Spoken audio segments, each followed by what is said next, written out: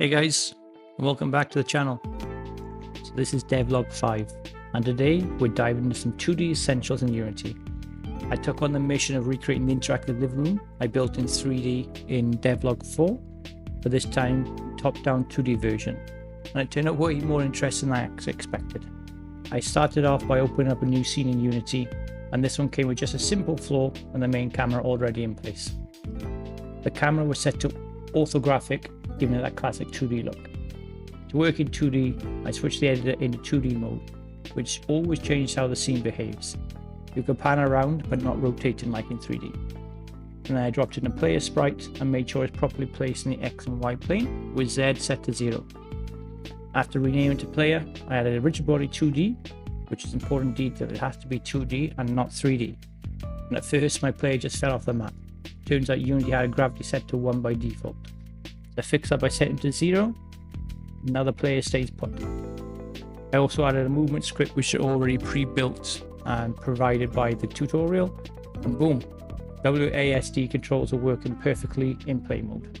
Then I started building the room's boundaries using simple 2D square sprites for walls.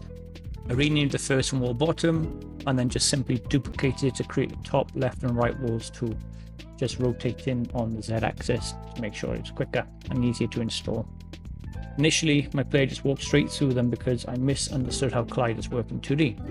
Turns out you don't need is trigger set, just a box collider 2D on both the wall, and the player does the trick.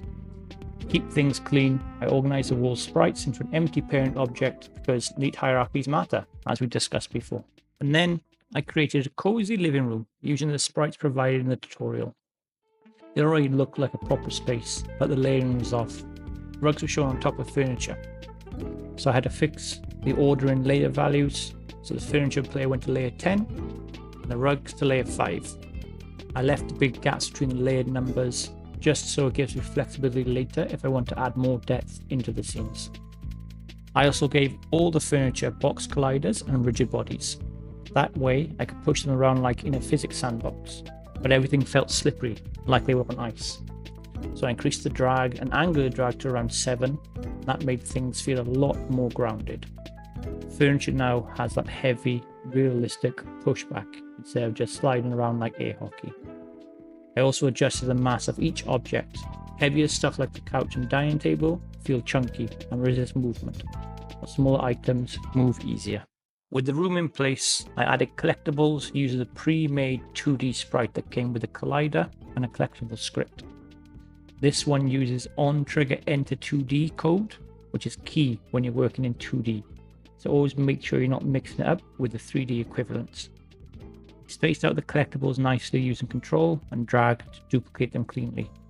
And I added a simple UI prefab to show how many collectibles are left. This was a drag and drop setup, as it was already provided by a tutorial. But it immediately made the scene feel more like a real game. And of course, I cleaned up the hierarchy too, moved related objects into folders to keep the project organized. And now for my favorite part. I added a little animated pet to the scene. I used a cat sprite sheet, opened it in the sprite editor, and sliced it into frames. Now I dragged it into the hierarchy, set it to layer 10, and just like that, we had instant cuteness. The animation even had the cat licking itself. But it was just a ghost. I could walk right through it. So I gave it a circle collider 2D and a rigid body 2D, adjusted its drag, mass and gravity scale, and tested again. Now it's part of the scene physics and you can bump into it like everything else. The tutorial wrapped up with a few optional challenges. Easy mode was changing the wall colors using the eyedropper tool. Simple, but a nice way to personalize the space.